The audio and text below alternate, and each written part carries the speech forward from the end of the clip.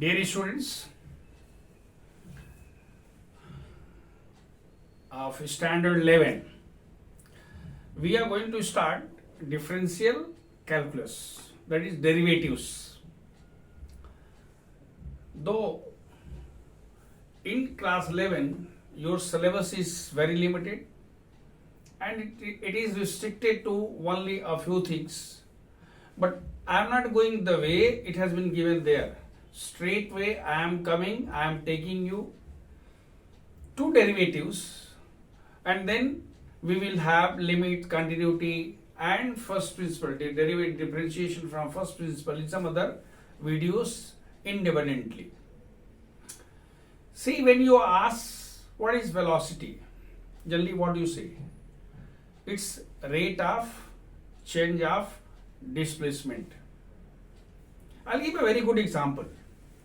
In a classroom, if there is a teacher who is very simple and you can say very gentleman, then when the person comes, everyone is very excited and people don't listen to the teacher, something like that. But if a lakadabagha comes, अगर कोई बहुत अड़ियल teacher आ जाता है तो सब चुपचाप आराम से बैठ जाता है. तो यहाँ पर क्या हुआ, टीचर हो गया, स्टूडेंट हो गया. स्टूडेंट का बिहेवियर टीचर के रिस्पेक्ट में चेंज हो रहा.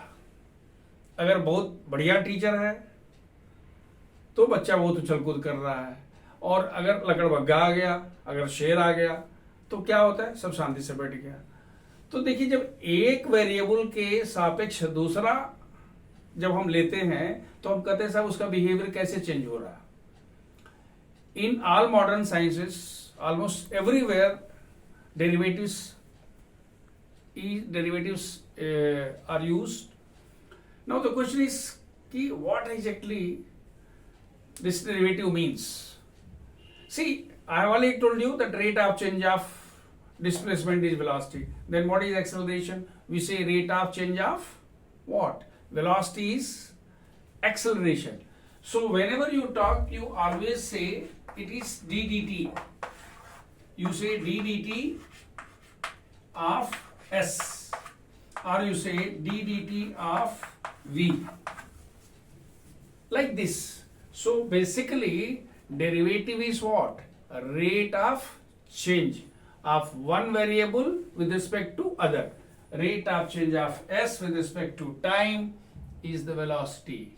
Rate of change of velocity with respect to time is acceleration.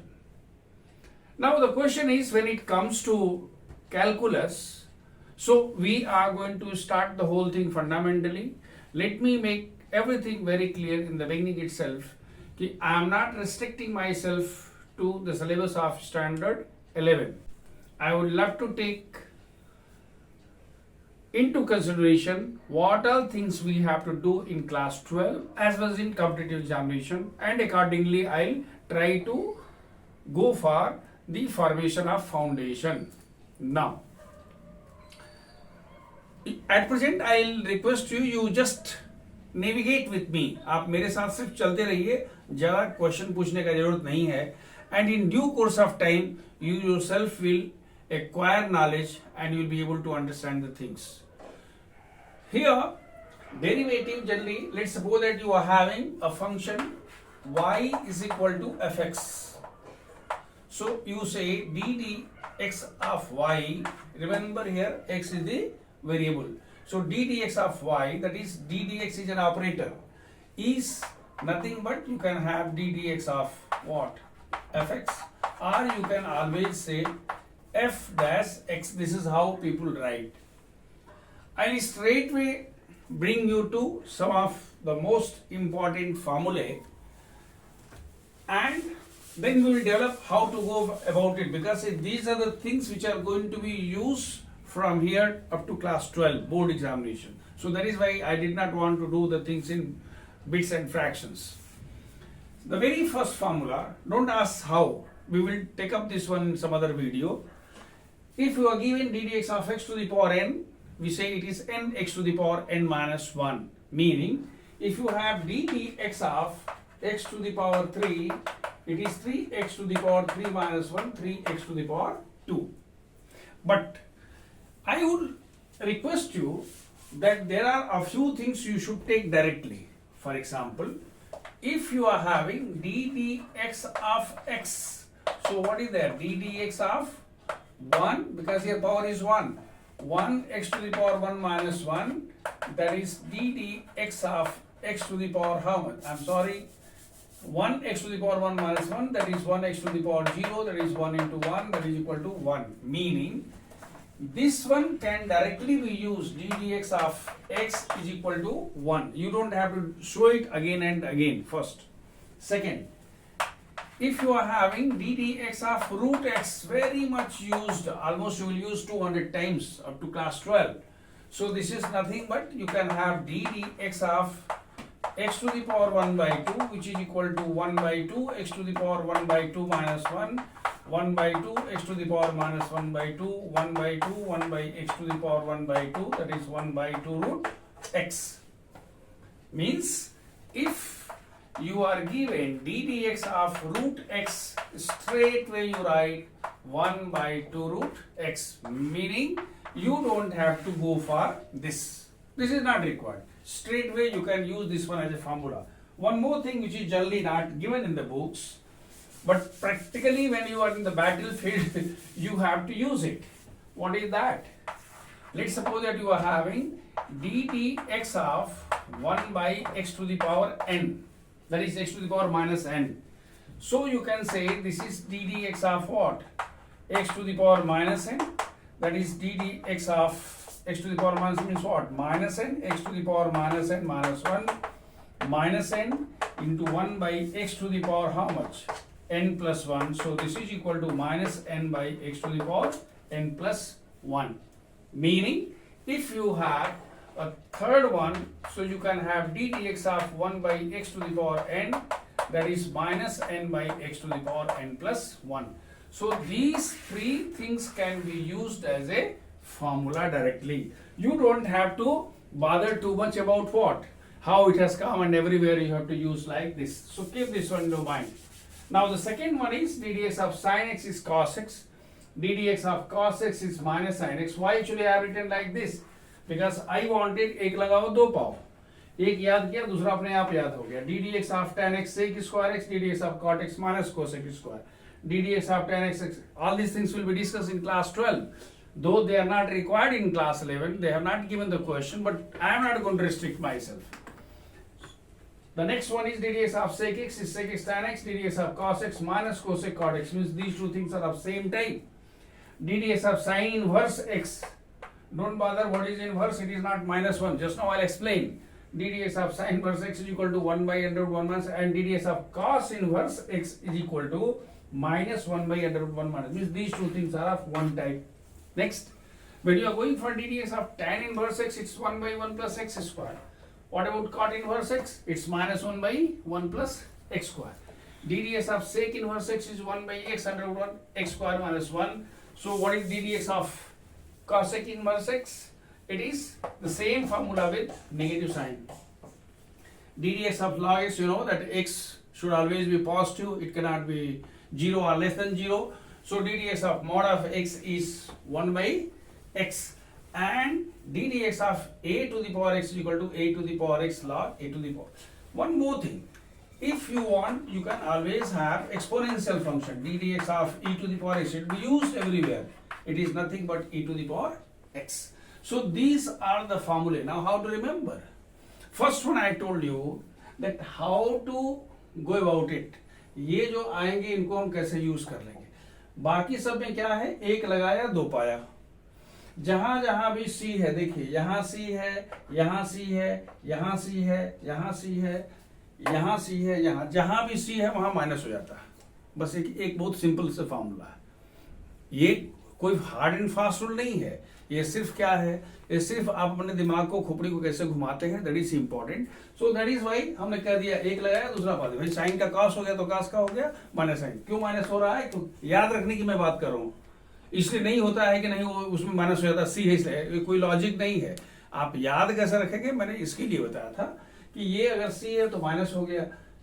And all these things you have see, these are the फॉर्मूले which are going to be used till class 12। और उसके बाद भी जब भी कैलकुलस का जब भी इसकी चर्चा होगी महफिल में, तो ये सभी जितने गाने हैं ये सब गाए जाएंगे, तो इसको इन गानों को ठीक से याद कर लीजिए। As I told you about different around 15-16 formulae of differentiation, the differential calculus, derivatives।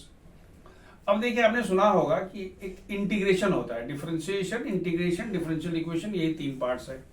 Mostly integration and differential equation ही हर जगह आता है, वो कॉम्पिटिटिव एग्जाम्स में हो या और जगह है। सीबीएसई बोर्ड की मैं बात है, सीबीएसई बोर्ड में या डिफरेंट बोर्ड्स में तो ठीक है, ये सब आता रहता है, हम उसको उतना कर लेंगे। अब ये इंटीग्रल क्या होता है? You don't have this feeling कि साहब ये अभी तो आपने डिफरेंशिएशन शुरू नहीं किया, आप इंटीग्रेशन पर चले गए। वो सिर्फ मैं आपको बता दे रहा हूं, आप इसको दिमाग में रख लीजिए कि हाँ ऐसा होता है, वक्त आने पर खुद याद आ जाएगा। जैसे अगर मान लीजिए कि आप खड़े हैं, कोई आपका ऐसे करता है तो आपका हाथ क्या होता है, रिफ्लेक्सेशन में आता है, वैसे ही इंटीग्रेशन अपने आप याद आ जाए कि यस सर ने कभी बताया था। लेकिन यहां बता देने से होगा क्या कि आपका कॉन्फिडेंस लेवल ऊपर हो जाएगा।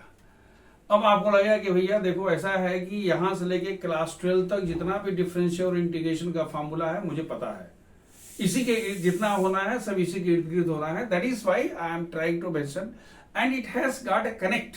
ऐसा नहीं है कि मैं ऐसे ही बिना मतलब को बता दे रहा हूं। तो आपको ध्यान ये रखना है कि भाई ये इंटीग्रेशन क्या होता है। तो integration is the reverse process of what, differentiation. जैसे आप क्या करते हैं, डिफरेंशिएशन में क्या करते हैं, आप डिफरेंशिएट करते हैं, और इंटीग्रेशन में क्या करते हैं, समेशन करते हैं, सबका सम निकालते हैं। अब होता यह है कि इसको हम जो इसको बोलते हैं रिवर्स प्रोसेस है, या इसको हम एंटी डेरिवेटिव भी कहते हैं, इसलिए मैंने इसको डेरिवेटिव कह दिया है, और इसको मैं इंटीग्रल्स कह रहा हूं या बोल रहा हूं क्या है, ये एंटी डेरिवेटिव है। अब आपको याद क्या रखना है, सिर्फ याद ये रखना है, देखिए मैं ये वाला नहीं, मैं इसको बता रहा हूं कि अगर differential coefficient of sin x cos x है, तो integration of cos x is sin x plus c की चर्चा हम बाद में करेंगे। यहां पे ये समझिए कि ये एक आर्बिट्रेरी कांस्टेंट है, या हम बोलते हैं कांस्टेंट ऑफ इंटीग्रेशन है। इंटीग्रेशन लिखने के लिए आपको ये सब दिमाग में रखना है कि सर ये एक सिंबल है इंटीग्रेशन का। अभी यहां इतने से काम चलाइए कि इंटीग्रेशन ऐसा है, मतलब ये क्या है, सिंबल है। जिस तरह से डी डी एक्स वहां क्या था, एक ऑपरेटर था, सिंबल था, वो d divided by d into x नहीं था। इसी तरह से ये 1 बाई इंटीग्रेशन ds क्या है, ये बीच में कुछ रख देंगे तो हम कहते हैं भाई इसको इंटीग्रेट किया गया है with respect to x।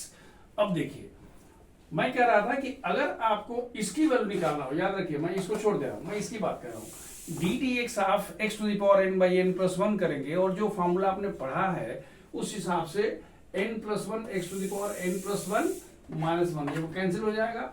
n plus 1 से n प्लस 1 कैंसिल, कितना हो गया, x to the power n, यानी differential coefficient of x to the power n plus 1 by n plus 1 की वैल्यू होती है कितनी, x to the power n। इसका मतलब ये हुआ कि अगर हम इसका इंटीग्रेशन करेंगे तो पहला वाला हो जाएगा, मतलब क्या होगा, x to the power n plus 1 by n plus 1 plus c हो गया। अब देखिए आपने कहा d d x of sine x कितना होता है, cos x, तो इंटीग्रेशन ऑफ cos x कितना हो गया, sin x हो गया। D d x of cos x कितना होता है, माइनस sin x, तो इंटीग्रेशन ऑफ sin x क्या हो गया, माइनस cos x। किताबों में क्या लिखा है, integration of minus sin x is cos x। मैं वही लिख रहा हूं जो प्रैक्टिकली हम लोग करते हैं, इसीलिए मैंने माइनस यहां लिखा है। मैं किताबों की तरफ से नहीं, मैं किताबों मेरी अपनी किताब में भी मैंने वैसे ही लिखा है, लेकिन प्रैक्टिकली हम कैसे करते हैं वो मैं बता रहा हूं। इसी तरह से tan x का sec स्क्वायर है, sec स्क्वायर का integration tan x, so on so fourth, cosec square का इतना, sec x tan x का कितना हो गया, sec x, क्योंकि sec x का differential coefficient sec x tan x, तो इंटीग्रेशन sec x। इसी तरह से हम आगे बढ़ते चले गए।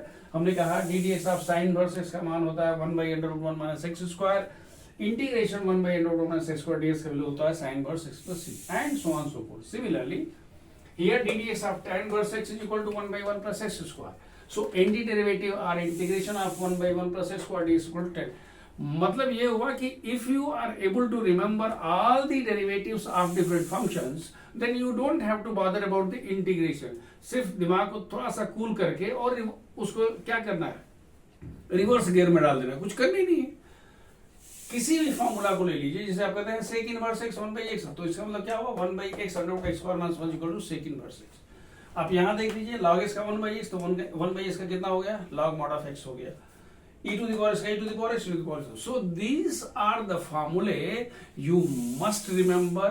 आप बैठ के इसको याद कर लीजिए एंड डोंट बॉदर कि साहब वो एनसीईआरटी किताब में जो है ना, because I have seen the people, NCERT किताब में तो सर ये और ये यही दो चीज दिया हुआ और ये तीन ही दिया हुआ है।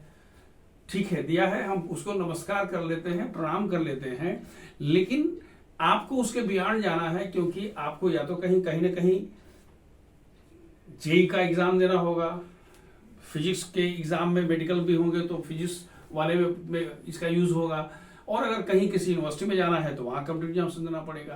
तो अब हमारी जो स्टाइल होगी it will be slightly different, not कि नहीं साहब बस ये हो इतना हो गया, नहीं चलेगा। Now we are going to see the algebra of derivatives of functions. अब फंक्शंस के जो डेरिवेटिव्स होंगे उनका अलजेब्रा मतलब क्या, एडिशन, सब्ट्रैक्शन, मल्टीप्लिकेशन, डिवीजन, यही सब होता है। So the very first thing we are going to take up, that let u is equal to fx and v is equal to gx be two functions such that their derivatives are defined in a common domain. You must have seen domain and range and all those things in relation functions। हम लोग इसकी चर्चा करेंगे थोड़ा सा आगे बढ़ने पर। अब देखिए, अगर हमारे पास दो फंक्शंस दिए हुए हैं और हम इनका डेरिवेटिव निकालना चाहें, दो फंक्शंस क्या क्या हैं, u और v है, तो अगर u और v d dx निकालते हैं तो हम कहते हैं भाई d dx ऑफ u होगा, d dx ऑफ v होगा।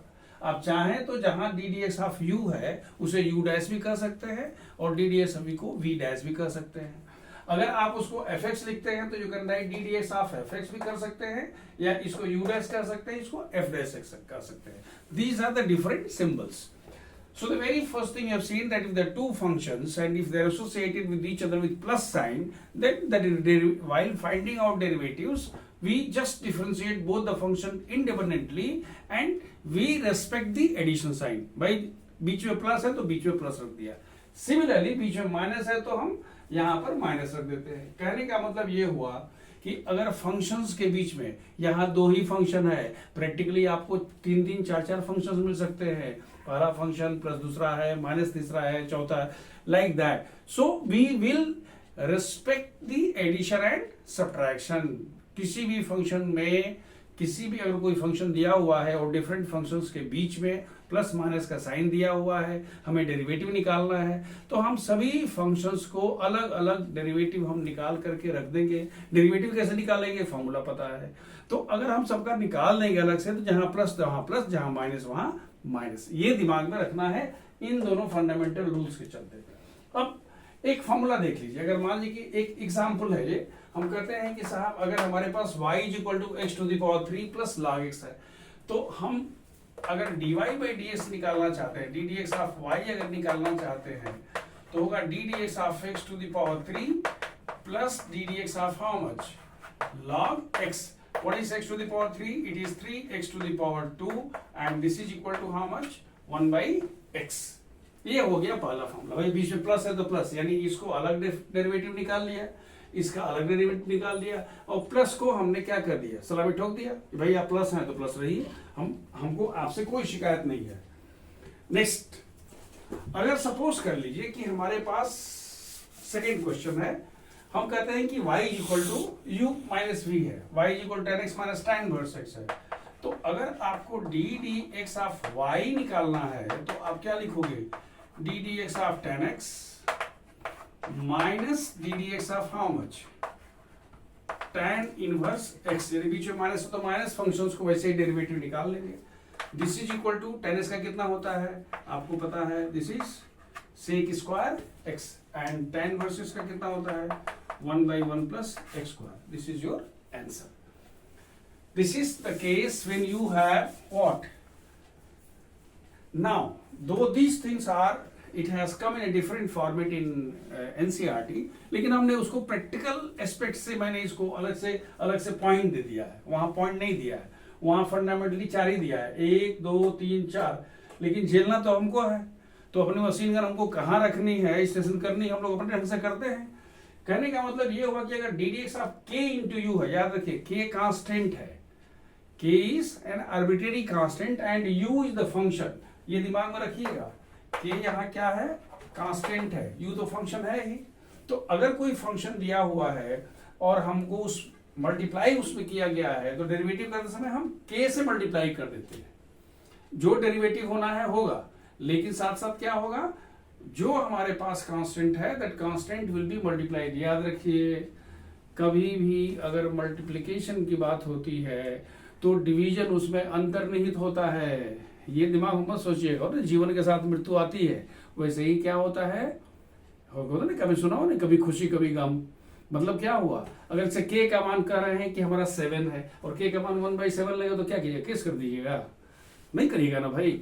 मतलब क्या हुआ कि अगर 7 से मल्टीप्लाई करने का आपके पास पावर है तो 7 से डिवाइड करने का भी है। मतलब ये हुआ मल्टीप्लाई करने का मतलब कि आपको अंदर अंदर क्या पूछना है भैया, डिवीजन भी हो सकता है, ये दिमाग में रख लीजिएगा। तो हमने कहा कि अगर y = 5 sin x - 6 cos x + 7, एक चीज और, अगर हमारे पास कोई कांस्टेंट है तो कांस्टेंट को कैसे हुआ भाई, कांस्टेंट का डेरिवेटिव कितना होगा, याद रखिए 0 होता है। क्यों, rate of change of what, constant is 0। वही तो हम बात करें चाहे किसी की वेरिएबल में। जैसे मैंने आपको एक एग्जाम्पल दिया था शुरुआती दौर में कि क्लास में अगर कोई सीधा टीचर आता है, बहुत जेंटलमैन आ जाता है, तो बच्चे वो उछल कूद करते हैं। क्या बोर्ड भी, टेबल भी या कुर्सी और बेंच भी उछल कूद करता है क्या? क्यों? क्योंकि वो कांस्टेंट है, उसमें कोई रेट ऑफ चेंज, उसका कोई चेंज नहीं होगा। तो हमने कहा कि यहाँ जो कांस्टेंट होता है, वैसे भी लोग कहते क्या हैं, कहते हैं कि अगर हमको डी डी एक्स ऑफ के है तो हम लिखते हैं k into D d x of 1 कर दिया, फिर हम कहते हैं k into D d x of x⁴ what 0 कर दिया, फिर हम कहते हैं, इस तरह से करके लोग कहते हैं, कोई इसका मतलब नहीं है। बस ये समझ लीजिए कि D d x of constant is, rate of change of constant is 0। अगर आपके पास एक एग्जांपल है y = 5 sin x - 6 cos x + 7, ये एनसीईआरटी का सवाल है, तो इसको हम क्या करेंगे, हम कहेंगे therefore d dx of y is equal to 5 times d dx of sin x plus -6 d dx of how much cos x plus d dx of 7। क्योंकि हमें पहले दोनों में क्या सिखाया गया है कि प्लस है तो प्लस को रिस्पेक्ट करना है, माइनस है तो माइनस को रिस्पेक्ट करना है, सबको अलग अलग डिफरेंशिएट करना है। तो हमने लिख दिया डी डी एक्स ऑफ इतना। अब देखिए 5 तो हो गया और d d x of sine x का कितना होता है, cos x। यहाँ पर 6 तो हो गया, लेकिन cos का कितना होता है, -sin x होता है, और ये तो 0 हो ही गया। मतलब ये हुआ कि it is 5 cos x plus 6 sin x। This is the value of what, differential coefficient of this. अब मैं आपको एक यहाँ वो बता दूं जो हमने बीच में छोड़ दिया था। मैंने आपको क्या छोड़ा था, बताया था, हमने कहा था कि भाई यहाँ पर +c लिख देते हैं। कब, जब भी इंटीग्रेट करते हैं तो c कर लेते हैं। मैंने कहा था कि अगर इसका डिफरेंशिएशन इतना है तो इसका इंटीग्रेशन इतना होना चाहिए। यही ना हम लोग सीखे भाई एंटी डेरिवेटिव में, कि अगर इसका डिफरेंशिएशन इतना है तो इसका इंटीग्रेशन इतना होना चाहिए। करके देखिए, 5 cos का कितना होता है, साइन, तो 5 साइन हो गया, और साइन का कितना होता है, -cos, तो भाई माइनस का। ये 7 कहां से आया, 7 कहां गया? अच्छा मान लीजिए 7 की जगह पर 17 होता, 7 की जगह पर 7/2 होता, 7 की जगह पर 70 नहीं 75 होता, तब क्या करते? इसी को करने के लिए हमने यहां पर +c कर दिया था। मतलब क्या, हमें पता ही नहीं है कि अच्छा कर रहे सर, अगर नहीं होगा तो उसका मान 0 हो जाएगा। जैसे आप कह रहे ना कि सर मान लीजिए कि यहाँ पर 7 नहीं होता तो क्या होता, वही होता जो मंजूर खुदा होता है। मतलब क्या, अगर मान लो कि ये है और यहाँ पर 7 नहीं है, तो हम जो यहाँ पर +c लिखे हैं तो कोई हमारे पर केस थोड़े करेगा। भाई c लिख दे तो हम कहते भाई c तो वहां है नहीं, वहां तो कोई था नहीं डिफरेंशिएशन वाले में, तो हम कहते उसका मान 0 मान लीजिए। बात समझ में आ गई? इसीलिए हम लोग क्या कर रहे थे, वहां जो फॉर्मूला लिख रहे थे वहां हम एक कांस्टेंट ऑफ इंटीग्रेशन जोड़ रहे थे। कहीं भी इंटीग्रेशन करते हैं इनडेफिनेट इंटीग्रल इसको बोलते हैं, क्योंकि हम उसी की वजह से क्या होता है, सी जोड़ देते हैं तो पता ही नहीं कि कितना होगा, सी की वैल्यू कितनी होगी। अब देखिए, तो यहां तक तो हमारे पास हो गया, हमने ये 4 जो रूल्स हैं, लेकिन इसके बाद वाला जो रूल है वो थोड़ा सा ध्यान देने की बात है। अगला क्या है, कह रहा है कि अगर y is equal to u into वी, जिसको हम लोग बोलते हैं ये प्रोडक्ट रूल है। अगर y is equal to u into v तो हम कहते हैं d d x of u into v और d d x of v into u. इसको लोग ऐसे भी याद करता है कि हम लोग जब पढ़ते थे तो ऐसे बोलते थे d d x of first into second is equal to, बोलते थे d d x of first into second plus d d x of second into what, first, d d x of first second. अब देखिए आपके पास एक example है, y is equal to sine x into cos x। याद रखिए ये first function है, सेकेंड फंक्शन है। आपको प्रोडक्ट रूल पता है तो आप क्या लिखोगे, therefore dy by dx is equal to d d x of sine x into cos x plus d d x of cos x into how much, sine x। D d x of sine का मान, sign x का मान कितना होता है, cos x into how much, cos x। D d x of cos x की value क्या होती है, माइनस साइन x और इंटू साइन x। कितना हो गया जी, cos square x minus sine square x। Trigonometry में आपने पढ़ा होगा this is equal to how much, cos 2x, that is the value of y।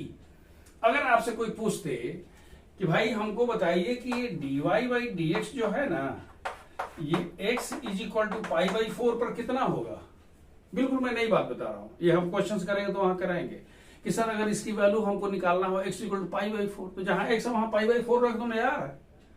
कितना होगा, cos 2x इंटू कितना है, 2 इंटू पाई बाई 4 है, यानी कितना होगा, पाई बाई 2 होगा। cos pi by 2 equal 0, value निकल गई उस पॉइंट पर। तो उसको देख करके परेशान नहीं होना कि साहब वो फंक्शन वाला है, फर्स्ट एग्जांपल ऐसा है। All those things will be taken into consideration. तो ये तो हमारे पास हो गया क्या कि अगर दो फंक्शंस का प्रोडक्ट है और यहीं तक आपके पास एनसीईआरटी में दिया हुआ है। मैं आपको थोड़ा सा इसके बियॉन्ड ले जाता हूं। मान लीजिए कि let y is equal to, याद रखिए दिस इज WB। कभी भी मैं जब WB लिखता हूं तो उसका मतलब विजडम बॉक्स है। विजडम बॉक्स का मतलब क्या हुआ कि we are going beyond what is given in the book. Now you cannot confine yourself, क्योंकि you are going to face the world after this, personally भी और क्या एजुकेशनली भी। तो इसलिए आप इसके लिए तैयार रहिए। If y is equal to u into v into w, that is what, product of 3 functions, then dy by dx is equal to d dx of u into v plus d dx of v, I'm sorry, d dx of u into vw, d dx of v into uw, d dx of w into uv। ये हमारे पास formula होता है। अगर 3 functions दिए हुए हैं, तीनों का प्रोडक्ट दिया हुआ है और उसको डिफरेंशिएट करना है, तो हम लिखते हैं d d x of first into second third, d d x of second into first third, d d x of third into. It's just like a swing. Swing में मान लीजिए 3 दोस्त आप लोग गए तो कहते हैं भाई हम लोगों तीनों को हम लोग करना है, तो पूरा खेल कैसे खत्म होगा, कैसे कंप्लीट होगा भाई? जब एक आदमी इधर है एक आदमी उधर है, जो ऐसे ऐसे करते हो ना, तो सबसे पहला करेगा और सेकेंड और थर्ड, फिर दूसरा झूलेगा, फिर फर्स्ट और थर्ड, और फिर तीसरा झूलेगा, फर्स्ट और सेकेंड। सीधी सी बात है। तो ऐसे इसको याद रखिए। कोई भी एग्जाम्पल ले सकते हैं। अगर y is equal to x to the power 3 into sine x into e to the power x, तो d d x of first into second third, d d x of second into first third, d d x of third into first second. I hope you will be able to do on your own. अब जो सबसे last में है, जिसको हम लोग बोलते हैं कोशेंट रूल, याद रखिए, वो हम बोलते हैं प्रोडक्ट रूल है, या उसको लिबनीज ने भी किया था। 2 लोग हैं, दो आप अपने से थोड़ा सा पढ़िएगा, और न्यूटन और लिबनीज के बारे में थोड़ा सा पढ़ लीजिएगा कि दोनों में क्या मिसअंडरस्टैंडिंग थी। किताब वाला नहीं, जरा किताब के बाहर भी जाइएगा कि रिसर्च पेपर क्या होता है, जिसका पब्लिश होता है उसको रिकग्निशन कैसे मिलता है, ये सब थोड़ा सा गोल करके अपने से अपना नॉलेज बढ़ा लीजिएगा। अब देखिए आपके पास जो सबसे लास्ट में है जिसको हम लोग क्वोशिएंट रूल बोलते हैं, यानी कहते हैं कि न्यूमरेटर बाय डिनोमिनेटर के फॉर्म में हम लोग जब पढ़ते थे तो लिखते थे DDS of numerator by denominator is equal to DDS of numerator into denominator minus DDS of denominator into numerator by denominator whole square, ऐसे हम लोग पढ़ते थे। छोटा सा एग्जांपल, अगर आप कहते हैं y is equal to cos x by sin x, याद रखिएगा आंसर आपको पता होना चाहिए। तो हम इसको लिखते हैं, आप हम जानते हैं आपके मन में विचार आएगा कि sir cos x by sin x तो cot x होता है, cot x का तो माइनस कोसेक स्क्वायर x हो। हम जानते हैं आप में ज्ञान जो है आपका जो है वो फव्वारा फूट रहा है, लेकिन जो हम कह रहे हैं जरा उसको देख लीजिए।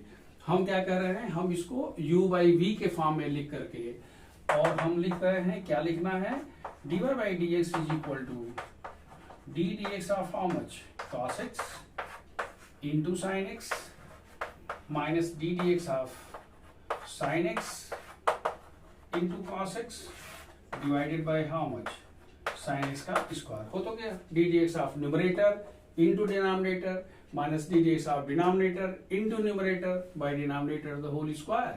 Now d dx of cos x, it is how much, minus sin x into sin x minus cos x into cos x। ये जो है इसका डेरिवेटिव है, ये जो है इसका डेरिवेटिव है, यानी डिवाइड बाई क्या हो गया, साइन स्क्वायर एक्स, यानी क्या हो गया, minus sine square x plus cos square x by how much, sign square x. देखिए मैंने माइनस कॉमन ले लिया, माइनस यहाँ भी था, माइनस यहाँ था, ये साइन स्क्वायर एक्स से कॉस स्क्वायर से माइनस मैंने कॉमन ले लिया, कॉमन सेंस यूज कर लिया, ठीक है। तो ये कितना हो गया, this is equal to -1 by, trigonometry वाला याद था ना आइडेंटिटी, फर्स्ट आइडेंटिटी ट्रिग्नोमेट्री में मैंने बोला था बहुत यूज होगा।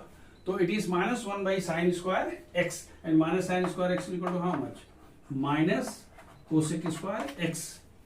आप कह रहे होंगे कि सर हमको तो cot x का मान माइनस कोसेक स्क्वायर होता है, अभी चिंता करने की जरूरत नहीं, मैंने ऐसे ही बता दिया, ऐसा क्वेश्चन आपको नहीं आया।